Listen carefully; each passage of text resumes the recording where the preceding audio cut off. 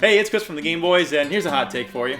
Resident Evil 4 is a pretty good game. In fact, some would say it's one of, if not the greatest video game of all time, myself included. I have beaten Resident Evil 4 no less than 7 times on 7 separate devices, and many others recognize its greatness too.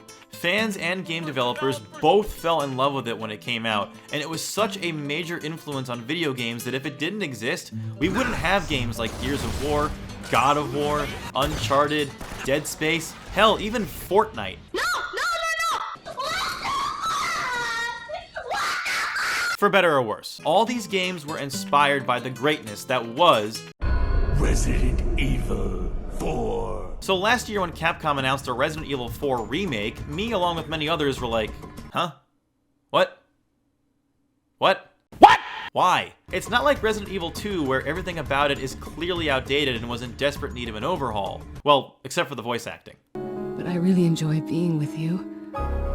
I know I'm not capable of caring about anyone. Literal perfection. Resident Evil 4 still plays great to this day, and if you buy a more recent re-release of it, it even still looks pretty good. This whole idea just seemed like a cheap cash grab, especially after how lackluster Resident Evil 3's remake was. Fuck that game. Is there even a reason for an RE4 remake to exist? Well, judging by the other reviews you've no doubt seen, you already have an answer to that. And a lot of those reviews have a point. It is a good remake. However, here's another hot take. While it may be good, it is far from perfect.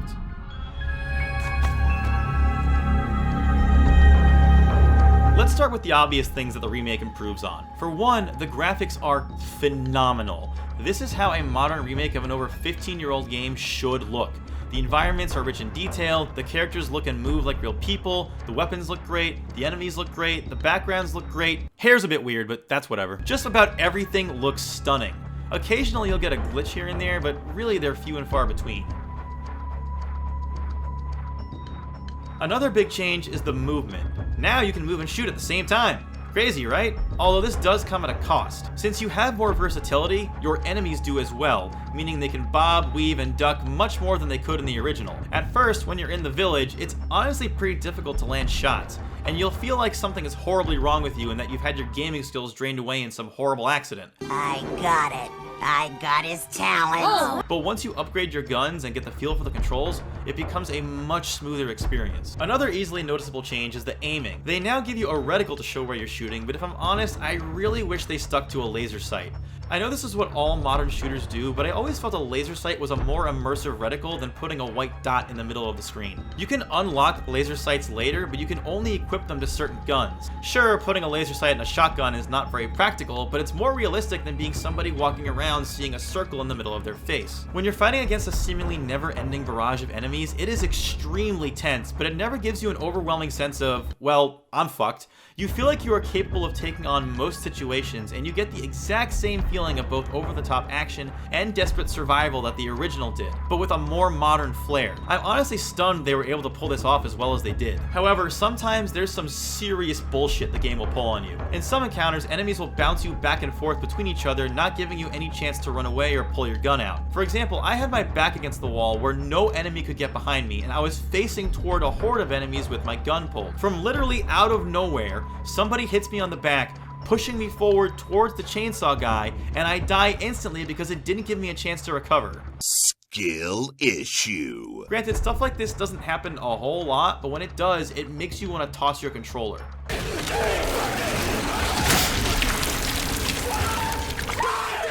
Now, while the core shooting is a lot of fun, they added some other gameplay mechanics that absolutely baffle me. I'm kind of surprised more people aren't talking about this. There's now a parry system, which may not seem like a bad idea. However, in almost all combat situations, you have to deal with multiple enemies at once, and multiple enemies will have different attack patterns, meaning you have to worry about many different potential timings for a parry. Not to mention, since you're facing multiple enemies, if you parry one dude, another will just hit you the second you're done parrying, which kind of defeats its whole purpose. The only time it comes in handy is when you're deflecting one-hit kills, and even then it only seems to work like half the time. The best strategy when fighting is to keep everybody at a distance, and since the game is usually generous with ammo, using a parry just makes no sense. The parry system seems to be in there because they could do it, I guess. It's popular in the Souls games, so hey, I guess we should do it too. Another curious addition was a crouch button. This thing is more useless than Ashley. How rude! You can't crouch and shoot at the same time, which is a royal pain in the ass, especially when the game is trying to tell you to do stealth combat. Everybody loves stealth combat in action games, right? You're not just wrong, you're stupid. Unless your game is entirely based around stealth, the stealth will always suck. It's never clear when you're going to get detected, and it almost seems kind of random what's going to alert people to your presence. There was one time I tried beating a section with stealth, but even though I played through it the exact same way, with the exact same movement pattern twice, I was caught at separate moments of the level. Also, what the fuck am I even supposed to do here? He's looking right at me. Unless you have built your game around the need to be stealthy, please never put these in here. It was the worst part of Uncharted 2, it was the worst part of Spider-Man, and they're the worst parts of the RE remake. If the game hints it wants you to go stealth, just say fuck that and go in guns blazing. Little rough, don't you think? While there are some questionable gameplay mechanics, there are plenty of changes from the original level designs that subvert your expectations. No, in a good way, I promise. For example, in the original game, when you get to the village, if you climbed up to the top of the tall tower, you could just shoot everybody coming up the ladder and pretty much cheese the entire sequence. However, this is what happens in the remake. Shit. Oh my... Okay.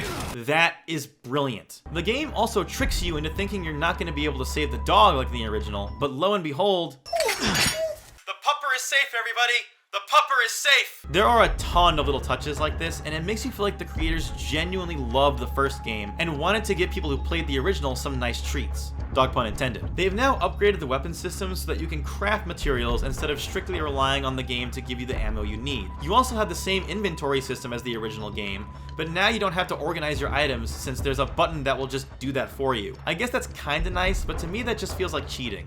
I'm cheating. I'm a cheater. Cheater. So I just choose to organize things myself. The weapons upgrade system is a lot deeper as well. Obviously it's not as deep as an RPG would be, but it's still going to take quite a long time for you to upgrade all the weapons in the game, and each one of them feels great to use. Except for this rifle. Do not use this fucking piece of shit. It is absolutely terrible. Stay the fuck away from it. And while some items are harder to get, the game balances it out by giving you side quests in order to have an easier time getting the more difficult to obtain items. Well, calling them side quests is a bit of a stretch. They're mostly fetch quests. They involve like shooting blue medallions or killing rats, and then you have to report back to the merchant after they're done, but they're still pretty fun. Speaking of the merchant, he is back and he is just as awesome as he was in the original. Welcome. Ooh, what you buying? In fact, he might even be better. They've given him much more personality and dialogue, and talking to him is always a treat. You're in for a treat. Unfortunately, they still don't go into his backstory, but I guess that'd be asking for too much. How have we procured these curiosities? You don't want to know, mate. While they did the merchant justice, I can't really say the same for the rest of the characters. This is where I feel the remake really falls flat. How about we continue this discussion another time?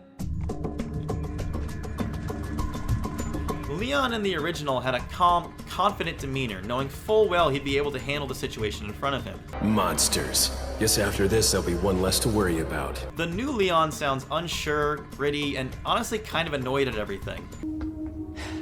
That went well.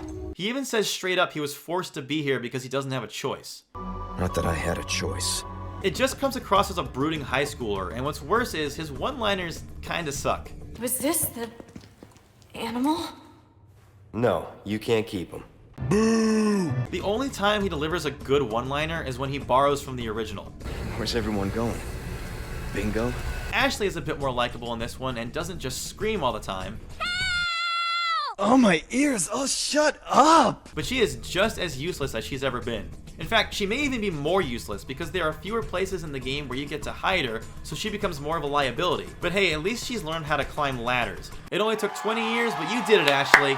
We're proud of you. Also, they took away her ballistics, which as far as I'm concerned, is a fucking war crime. Lewis is given a bit more backstory, and they also give him much more screen time, but a lot of the jokes he makes just don't land, and he comes across as more of an asshole rather than somebody who's trying to help. I can see you're thinking. Bet you've been in spots like this before, huh? Although I will say by the end, his death scene has much more build-up and much more meaning than it did in the original. I've never really liked Ada as a character, but here she delivers all her lines with the personality of a cardboard box. Maybe you'll live to meet me again. And then I might get you that greeting you were looking for. I don't want to lose you. They expand on Krauser's backstory, but now he sounds like an edgy emo teenager who's trying to perform for his school play. Long time no see, rookie. He's not nearly as cool or intimidating as he was in the original.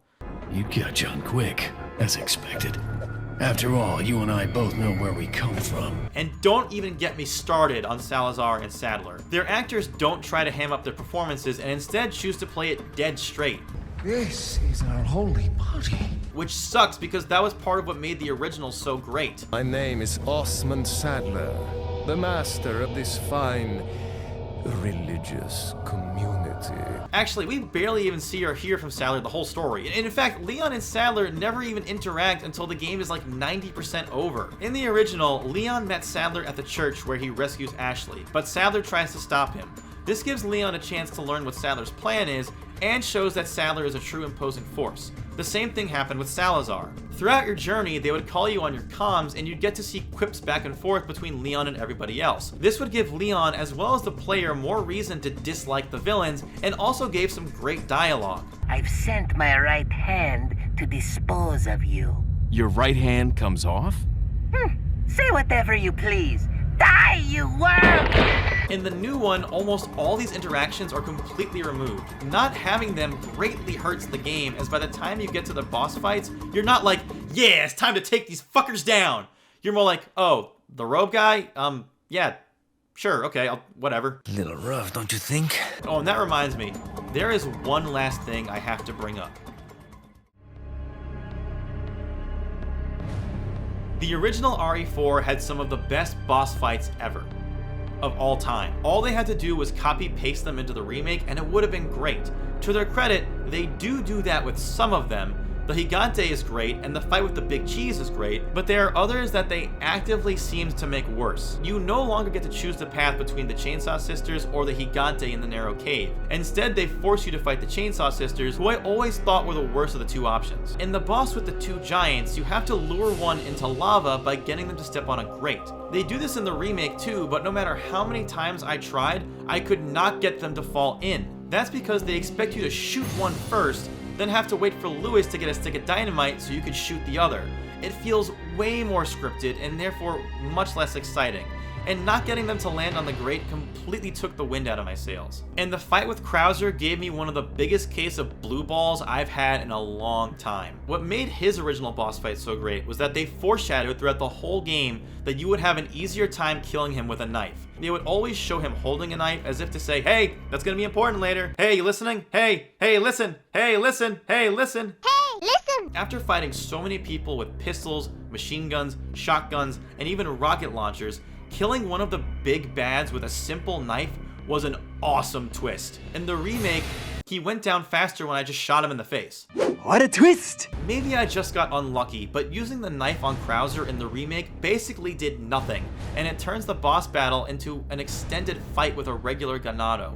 It was really deflating. Well, I guess at least he still says this. Witness the power! Witness the power! Also, one last thing. If you've played Resident Evil 4, you know who they bring back at the end. And let's just say, if they keep the voice actor they used for that character in the remake, I'm extremely nervous for a potential Resident Evil 5 remake. Okay, I'm glad I got that out of my system. I really hope I'm not giving the impression that the game is bad. Far from it.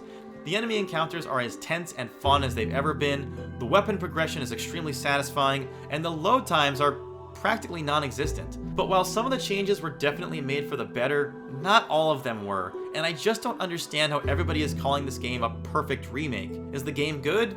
Definitely. Is the game great? Well, when you consider the outline the game had to build from, definitely. But perfect? Let's just calm down a little bit. I could keep going, but this review is already getting way too long, and I know damn well nobody's even gonna watch this. At the end of the day, on the boneless scale, I would give the Resident Evil 4 remake 125 Australians out of 266 red 9s. Little rough, don't you think? Anyway, that's gonna do it for this episode. I'm Chris from the Game Boiz. And I'll see you next time.